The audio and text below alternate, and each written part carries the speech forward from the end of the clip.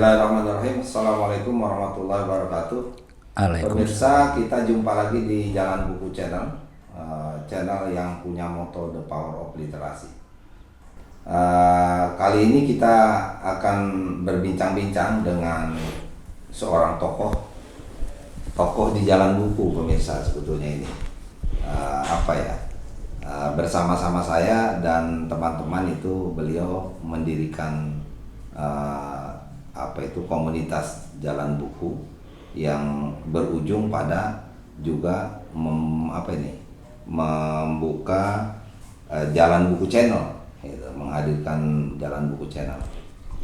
Pemirsa, sebetulnya beliau ini yang saya kenal dari dulu ya, kalau tidak salah ini hampir 40 tahun ya Pak Tar. Kita berteman ya. Iya. Hampir 40 tahun, sejak 85 sampai sekarang 2025. Oh iya, sebentar lagi Pak Tar ini kan genap 67 tahun. Iya. Udah. Iya, 17 Januari 2025 itu 67 tahun. Cukup beralasan disebut lansia. Usia yang sudah sangat matang. Nah, saya ingin pemirsa bincang-bincang dengan beliau karena saya sangat terkesan sama beliau itu sebagai dia di mata saya itu sebagai pecinta buku. Ya, senang sama buku lah. Iya. Enggak, saya punya alasan Pak Tar. Karena saya menyaksikan gitu waktu awal-awal saya berteman itu di 5 tahun pertama lah kira-kira. Anda itu kan gajinya sama dengan saya, gaji kecil. Berapa ya? Ya di berapa waktu itu masih di bawah 100.000 lah. Kalau pertama tuh sekitar 40.000. 55.000 lah. 55.000 ya. Iya. Gitu. Jadi gaji kita kan sama. Tapi saya salut sama beliau itu. Itu sering saya saksikan beliau tuh ada aja setiap bulan tuh bisa beli buku. Nah, itu kenapa tuh Pak Tarto? Iya, makasih Pak Sam. Iya, kalau ditanya sering beli buku setiap bulan dengan gaji 50.000. Ya persoalannya itu kan sering dulu Sam, dikasih tugas bikin proposal oleh pimpinan gitu. Nah saya untuk membantu membuat proposal itu tidak menggunakan referensi pribadi, modal sendiri saja, tapi harus mencari referensi di buku. Orang yang tentu saja ahlinya lebih pintar. Itu sebetulnya saya itu kan udah saya menduga itu kan persoalan teknis ya. Kita bekerja butuh sarana penunjang dan lain sebagainya. Kalau bukan panggilan dari dalam itu kayaknya kan berat gaji 55.000. Iya. Berat sekali loh, gaji 55.000 beli buku berapa kalau sekali beli buku itu? Ada 5.000. Enggak. 10.000. Waktu 5.000 itu barangkali waktu 50.000 gaji beli bukunya mungkin sekitar paling banyak ketemu di 5.000. Iya itu 5.000 itu 10% dari gaji kita. Iya. Nah, jadi lumayan. Iya. Berat. Jadi kalau kita misalnya sekarang gaji 5 juta, itu kan menyisihkan 500.000 untuk beli buku. Betul. Kira-kira kan gitu tuh. Iya, memang Pak Sam ya. Jadi memang waktu itu tuntutan kerja, kira-kira gitu kan ya. Istilahnya saya modal dong. Saya kan dapat gaji, pakai modal 5.000 kira-kira gitu. Tapi memang Pak Sam ya, dulu sejak kecil di rumah, bapak saya itu kalau ngasih oleh-oleh dia keluar kota itu buku. Nah ini barangkali awalnya nih. Awalnya di situ sebetulnya. Jadi bapak saya itu nggak tahu kenapa suka ngasih begitu.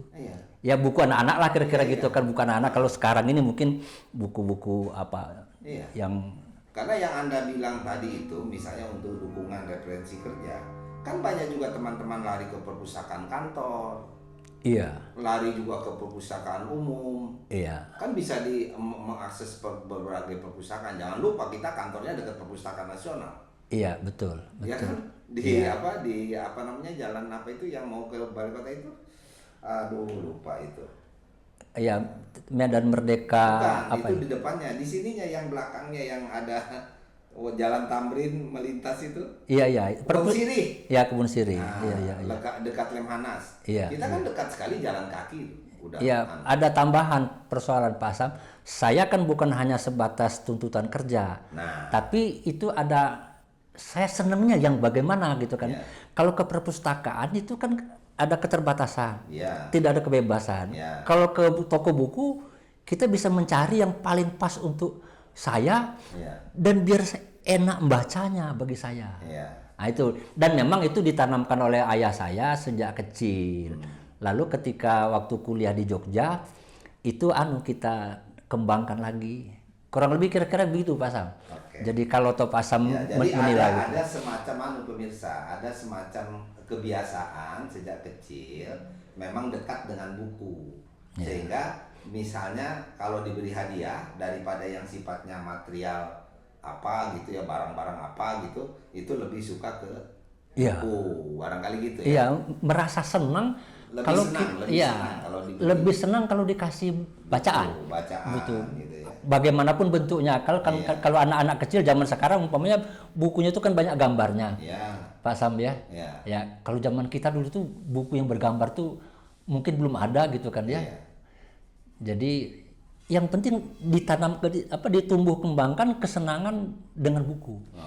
Itu yang saya dapatkan sebetulnya Pak. Terus yang kedua saya lihat begini Pak Tar, Anda itu rupanya itu juga sebabnya kenapa Anda masuk ke Litbang. Oh. Iya. Litbang ini kan semacam apa ya? Dia tuh birokrasi, tapi tidak birokrasi murni seperti di unit-unit pelaksana teknis yang lain gitu. Jadi semacam apa ya? Dibilang perguruan tinggi juga bukan, kan gitu. Gitu, murni akademik gitu ya. Enggak, gitu loh. Tapi murni birokrasi juga enggak juga. Karena ada riset, ada penelitian, ada bedah buku, ada debat-debat, ada segala macam begitu. Mungkin dua hal Pak Sam ya. Waktu di Jogja, kesenangan dengan ilmu pengetahuan melalui baca buku, cinta ilmu ya, cinta ilmu lah gitu, itu tumbuh kira-kira kan di Jogja. Ketika di Jakarta itu terus pengen dipelihara dan dikembangkan. Nah Litbang itu kan dulu tuh kita kenal kumpulan orang-orang pinter, kumpulan orang-orang yang akademis, para gitu kan. Pengetahuan. Ya, gitu kan. Zaman itu kan ada namanya seperti Mas Johan Effendi, ada kayak gitu. Kepala badannya Pak Mulyanto Sumardi. Pak Mulyanto Sumardi, gitu kan dia. Pokoknya think tank dari Menteri Agama sejak Pak Mukti Ali itu kan di Litbang. Nah, saya tentu kepengen dong bergabung sama orang-orang pinter itu kan. Maksudnya gitu sebetulnya. Sehingga kalau ada pekerjaan tugas itu kalau nggak pakai referensi buku agak takut juga Pak Sam. Nanti diketawain. Iya, maksudnya gini pemirsa. Jadi kan teman-teman kan ada, kalau di kami ya di Kementerian Agama itu ada yang senangnya itu ke Bin Baga. Bin Baga itu sekarang di Cenpendis gitu loh, pendidikan Islam gitu, atau ke haji gitu loh. Gitu. Nah, paling banter tuh ya ke Pusdiklat. Itu paling anunya. Tapi yang paling berat tuh kan sebetulnya ke Litbang. Berat dari berbagai aspek ya. Aspek anggaran juga dia minim. Ya kan? Aspek SDM juga bersaing dengan orang-orang pintar. Bagi pegawai yang lain bahkan kadang-kadang pekerjaannya jadi nggak jelas. Kan karena Litbang itu kan langsung ke menteri. Meskipun dia eselon 1 gitu kan ya, tapi produknya itu kan untuk menteri. Karena itu dulu. Memang ditugasi untuk menyiapkan draft-draft kebijakan ya. Gitu. Nah jadi gitu Pak Sam. Saya lalu bergabung di Litbang, dengan begitu apa yang sudah saya miliki di Jogja, suka baca buku, kayak gitu kan, lalu suka mengoleksi buku, itu tumbuh lagi di Litbang. Lalu kan ternyata orang-orang kiri kanan juga pada baca buku juga, pada membeli buku juga. Sehingga kalau saya disuruh bikin proposal, saya kalau nggak pakai ngelihat buku dulu dengan ada bacaan saya, itu rasanya kurang berani. Awalnya begitu sih sebetulnya. Nah itu kan terus ya tumbuh dan berkembang di Litbang itu, tidak hanya mencintai buku, menguasai buku, memiliki buku, membaca buku, tapi juga ada kegiatan menulis buku kan? Kan Anda juga saya dengar ini kan pelopor ya waktu itu ya di Litbang untuk bagaimana menulis karya-karya ya, bahan-bahan ajar segala macam itu untuk di luar, bukan hanya di Litbang. Ya kan awalnya kan Pak Sam, kita di Litbang itu dulu kan ya, dalam tanda petik dipaksa untuk menulis. Pertama menulis laporan penelitian, gitu kan ya. Kedua kita menulis report kepada pimpinan, umpamanya kan. Nah, ketika pergaulan di luar, kita lalu mencari juga kira-kira komunitas yang sama, yang relevan. Lalu kita kenal sama penerbit gitu kan. Itu kan gudangnya buku kan, Pak. Saya yang biasanya kata Pak Sam tuh beli buku satu, kira-kira 1 bulan satu, nyisihin gaji gitu kan ya. Tapi ketika kita bergaul dengan penerbit, buku nggak beli lagi bahkan, dikasih. Gitu. Asal mau aja. Asal mau aja, malah semakin kelabakan bacanya. Nyimpannya juga. Nyimpan pengalaman lalu. Jadi nyimpannya juga bingung. Kan harus pakai lemari. Nah gitu kan. Jadi kita mau beli lemari itu kan juga pegawai baru kan. Lumayan berat. Iya. Ini pemirsa, jadi sekarang itu sisa-sisanya bisa kita lihat. Jadi rumahnya kira-kira sebesar rumah saya ini, itu penuh dengan buku tuh, kanan kiri semuanya itu buku, gitu loh. Ada berapa lemari nggak tahu lah pokoknya. Bahkan yang sedih saya kemarin itu sempat ada rayap itu. Iya, buku di bawah bendera Revolusi Soekarno itu sempat dimakan rayap. Habis nggak tuh? Nggak habis sih, tapi rusak ya. Masih tetap bisa dibaca. Rusak. Itu diantara yang saya sayangkan sekali. Buku klasik katakanlah gitu. Apalagi zaman sekarang itu orang Soekarno gitu kan ya. Saya udah lama baca itu sebetulnya dulu. Belinya waktu di Jogja itu. Dan memang kebetulan kemarin saya bikin shot di Jalan Buku Pak Sam. Itu buku berdebu. Oh iya, gitu. Ada shot yang terakhir itu buku berdebu. Ya, persoalan memang kalau menurut saya orang tidak harus punya banyak buku, enggak. Yang paling penting adalah membacanya, membaca bukunya gitu. Nah, tetapi ketika buku itu jumlahnya banyak, tidak disentuh, sayang dia berdebu, gitu. Debu itu kan pangkal dari awalnya rusaknya buku sebetulnya. Seharusnya kita harus sering gitu kan ya, paling tidak ya buka-buka gitu kan buku ya, jadi terpelihara. Itu kondisi memang Pak Sam. Itu. Jadi memang dengan buku itu memang panjang sekali ya ceritanya Pak Tar ini. Jadi sangat layak diberi gelar pecinta buku itu. Saya perhatikan ya di tahun berapa Pak Tar tuh? Tahun 90-an gitu. Itu kan ada gerakan wakaf buku. Iya. Nah itu Anda kan salah satu penggerak juga di situ tuh, itu. Iya. Kalau urusan buku secara kolektif begitu Pak Sam, saya sudah dapat sejak masih di PGA. Saya anggota dari HIMABBU. HIMABBU itu panjangan Himpunan apa? Masyarakat Pencinta Buku. Itu di mana? Di Linggo? Di Jakarta. Oh, di Jakarta. Di Jakarta. Jadi dulu itu kan secara nasional, organisasinya secara nasional, ya korespondensinya pakai surat, pakai tertulis tentu saja gitu kan ya. Nah itu untuk dalam jumlah orang banyak gitu katakan gitu. Nah ketika di Jakarta, ketika bergaul dengan orang seperti Pak Sam, Pak Cacu dulu itu kan ya, penerbit gitu kan ya, IKP, lalu muncul pikiran kita, sebetulnya pikiran bersama kan itu, karena masing-masing juga senang sama buku.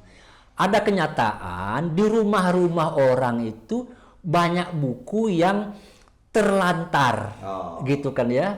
Terlantar itu ya seperti kita katakan tadi, bisa jadi berdebu, tidak dibaca. Sayang-sayang kan di dalam buku itu ada ilmu. Ketimbang tidak dibaca atau tidak terpelihara di rumah, lebih baik itu diwakafkan ke pihak lain. Itu bisa dimanfaatkan oleh orang dan ilmunya jadi berkembang dan seperti amal jariah itu kan ya. Itu lalu awalnya bersama Dewan Masjid Indonesia. Pada waktu itu ketuanya Pak Kaprawi Ridwan gitu. Lalu bersama Direktur Utama PT Telkom Pak Insinyur Cacu Sudaryanto. Lalu kita bersama-sama membikin gerakan wakaf buku. Gerakan nasional wakaf buku. Ya, dan itu jangan lupa Pak Sam juga dipicu, dibantu juga oleh banyak para penerbit yang mohon maaf bukunya stok nggak laku. Jadi dia bisa memotori, bisa mewakafkan barang-barang yang tidak laku itu menjadi bermanfaat. Bermanfaat. Itu kita waktu itu utamanya kita wakafkan ke masjid. Oh, itu sebabnya kan kita mendirikan apa itu? Badan pembina. Ya, Badan Pembina Perpustakaan Masjid Indonesia. Jadi gitu. Ya, dan umumnya Pak Cacuk Sudaryanto. Ya itu Pak Sam. Jadi kalau tahu dibilang saya menyenangin buku, ya lingkungan saya itu selalu itu seperti itu. Iya. Ketemu sama Pak Sam. Iya, saya gitu kan. perhatikan gitu dari sejak 85 perjalanan Anda itu gitu nggak jauh-jauh dari situ terus tuh. Iya. Dari buku ke buku, dari buku dengan apa? Tentu dengan model kegiatan yang berbeda-beda. Misalnya kalau tadi saya lihat misalnya selain Anda aktif menulis di kantor gitu, kemudian menulis di penerbit, kemudian juga sekarang buka wakaf buku, ada aktif di pembinaan perpustakaan masjid dan sebagainya gitu ya. Itu kan nggak jauh terus dari buku. Gitu. Iya, memang dasarnya tuh seneng Pak Sam ya. Tapi setelah di Jakarta, setelah berkeluarga, ada sesuatu yang tidak pernah terpikirkan saya dapatkan.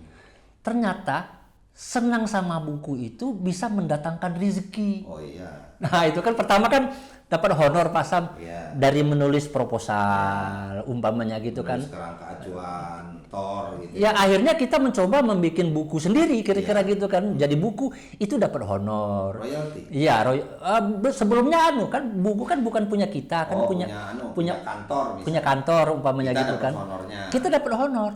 Pak Sam, honor dari nulis buku di kantor seperti itu kan bisa membayar kontrak rumah 1 tahun. Oh itu menolong sekali sehingga dia semakin bersemangat. Nah jadi itu Pak Sam, karena ada pengalaman seperti itu sehingga sekarang pun masih coba dipelihara, dipertahankan. Semangatnya ya. Sebagai rasa syukur kepada Allah karena Allah memberikan rezeki melalui buku. Jadi kira-kira perantaranya buku gitu kan ya. Itu jadi saya temukan buku itu ya ada dampak finansialnya. Dampak positif terkait dengan peningkatan kesejahteraan material ya. Iya betul. Kesejahteraan materialnya itu terdongkrak. Jadi dan saya nggak tahu juga itu kan apresiasi Pak Tar ya. Kemudian dari lingkungan kita, dari lingkungan kerja, lingkungan masyarakat, karena kita aktif di buku itu juga tinggi juga apresiasinya itu.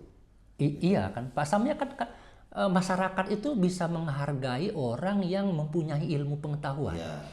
Bahkan di Quran kan disebutkan begitu kan ya. Kalau ada orang senang baca, itu dia langsung dihargai secara bagus. Apalagi dia juga bisa nulis. Kalau nulis itu dulu dikenalnya pujangga. Iya, pujangga. Itu kan kalau udah digelari pujangga itu udah pastilah berilmu, pastilah pintar, pastilah orang alim. Pujangga 45, gitu pujangga baru dulu itu kan ya. Itu kan. Lama, kan gitu. Jadi dia punya status sosial tersendiri. Nah, mungkin itu lebih berharga ya dari uang. Lebih tinggi nilainya gitu kan ya. Saya kira para penulis itu juga begitu, dia tidak terlalu utama di urusan finansialnya. Nah, terus Anda juga kan punya pengalaman tuh di buku itu pernah juga menyelenggarakan buku Islam apa itu? Oh iya, itu bersama penerbit kan. Lalu bersama Pak Sam juga ikut waktu itu. Jadi pameran buku Islam menyelenggarakan BISTEK, pameran buku Islam ya.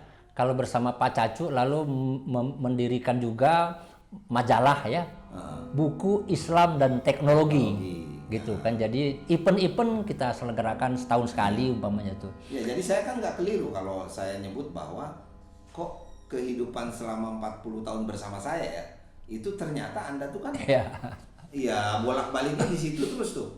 Yang sampai yang kata Anda itu kita bersyukur sampai hari ini pun kita masih bergerak di perbukaan itu. Saya ada yang bersyukur juga Pak Tar waktu itu. Ya nggak tahu ya dulu kan memang sistemnya begitu. Dulu tuh Kementerian Agama belum punya tim penilai buku. Betul. Di Departemen Agama atau sekarang Kementerian Agama pertama kali membuat tim penilai buku itu untuk menilai buku kita. Buku saya, Pak Sam, dan kawan-kawan yang lain gitu kan ya. Dan buku teman-teman dari penerbit lain. Bahkan akhirnya berkembang, para penerbit yang punya buku, penilaiannya sampai serahkan ke Kementerian Agama. Tim yang dibentuk pertama kali itu ya untuk menilai buku kita.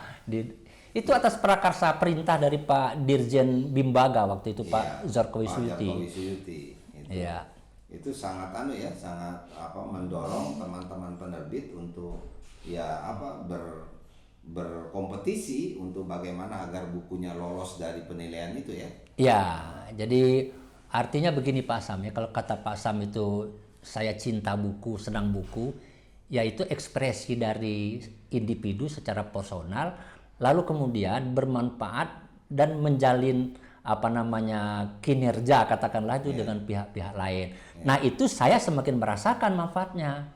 Jadi itulah sebabnya sampai hari ini saya bersama Pak Sam lalu kita bikin jalan buku. Jalan buku. Awalnya sih begitu Pak Sam.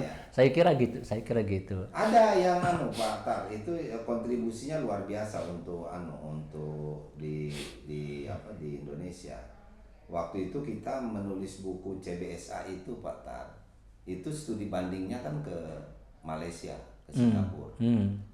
Kan sehingga bukunya kan mirip-mirip di sana cara belajar siswa aktif juga. Ya sudah lupa saya.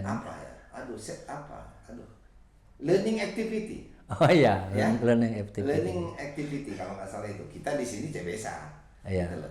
Nah sehingga kita bisa mengambil pelajaran dari sana sehingga kita bisa menghadirkan buku-buku CBSA yang waktu itu belum berani orang mendeklar gitu bahwa ini buku CBSA agama gitu kan, kita nggak berani tuh. Ya itu juga antara lain Pak Sam ya, semakin menumbuhkan semangat cinta terhadap buku, karena ketika kita membanding ke negara lain, gitu kan, negara-negara lain itu maju itu karena buku, gitu kan. Mungkin terlalu sederhana saya sebutkan karena buku, tetapi buku itu bisa menjadi awal awal terjadinya kemajuan suatu bangsa. Malaysia meskipun dulunya belajar ke Indonesia, mereka menjadi lebih bagus dari kita, bisa jadi itu karena buku buku. Industri bukunya bagus sekali gitu kan. Itu yang kita temukan dan saya lalu ikut juga nengok di sana gitu. Apalagi ketika saya tahu Pak Sam, bagaimana perkembangan buku umpamanya di Amerika gitu kan ya. Di Kanada mereka itu wajar menjadi negara maju karena bukunya banyak banget dan kebiasaan orang membaca buku itu luar biasa. Saya belum pernah ke Jepang Pak Sam. Orang Jepang katanya kan begitu, di mana-mana pembaca buku. Jadi saya kira ya itu secara alami saja Pak Sam, nggak disengaja sih. Saya senang sama buku dan itu ternyata positif. Iya nggak disengaja, tapi ini untuk pemirsa ya. Ternyata kalau kita simak tadi itu kan ada dari awalnya, dari sejak kecil, sejak dini memang sudah terbiasa dekat dengan buku, butuh buku dan menghargai buku. Akhirnya dia kemana-mana itu ya menulis buku, ya jual buku, ya beli buku, ya mewakafkan buku dan segala macam, pameran buku dan pokoknya di buku semua itu bergeraknya itu. Jadi itu ya istilahnya totalitas ya. Itu kehidupan Anda itu hampir yang saya saksikan 40 tahun ini itu kayaknya lebih dominan hidup di sekitar buku. Ya kurang lebih begitu Pak Sam. Mudah-mudahan saya ingat dulu waktu saya ke rumah Anda itu, Pak Sam ini dinding buku nih. Ini kursi ini buku nih, ini jendela buku nih, semua buku-buku. Rupanya itu adalah dibeli dari hasil buku. Iya. Gitu. Kegiatan di perbukuan. Kira-kira baik itu di kantor maupun di luar kantor. Gitu. Ini luar biasa pemirsa. Jadi saya kira tidak keberatan lah kalau kita panggil memang Pak Tar itu wajar kalau dibilang pecinta buku yang sejati. Mudah-mudahan ini menginspirasi kita dan alhamdulillah pada tahun berapa Pak Tar kemarin? 2020 ya, 2021 kira-kira. Saya ingatnya tepatnya itu pas malam itu wafatnya presiden kita yang ketiga. Habibie. Ya. Profesor Dr. B.J. Habibie itu pas pengumuman wafatnya itu kita mendirikan Jalan Buku. Ya kan? Itu. Dan paling kemudian kita juga mendirikan Jalan Buku Channel, gitu kan dia. Kalau itu sudah 1 tahun apa? 1 tahun sesudah itu. Kita mendirikan Jalan Buku Channel, dan jangan lupa Pak Sam, channel YouTube yang kita hadirkan itu sesungguhnya 2. Jalan Buku Channel, dan saya mengklaimnya sebagai channel pribadi itu Jejak Langkah. Jejak Langkah itu disingkat Jelang. Jadi kami itu berkolaborasi dengan Jelang gitu ya. Salah satu channel yang dikelola oleh Pak Tarmizi sendiri. Sementara yang komunitas Jalan Buku dia punya Jalan Buku Channel gitu loh. Kalau tidak salah cuma ya beriringan ya 1 tahun. Ya, pada tahun yang sama itu, ya. Pada tahun yang sama gitu Jadi teringat saya terima kasih juga nih ada pendahulu kita yang sudah mendahului kita, Pak Edi Wilham ya. Ya, Dia sangat berjasa untuk mendirikan Jalan Buku Channel ya. Jadi semua perangkat penunjangnya itu di backup sepenuhnya oleh saudara kita itu Pak Edi Wilham. Allahumma yarham.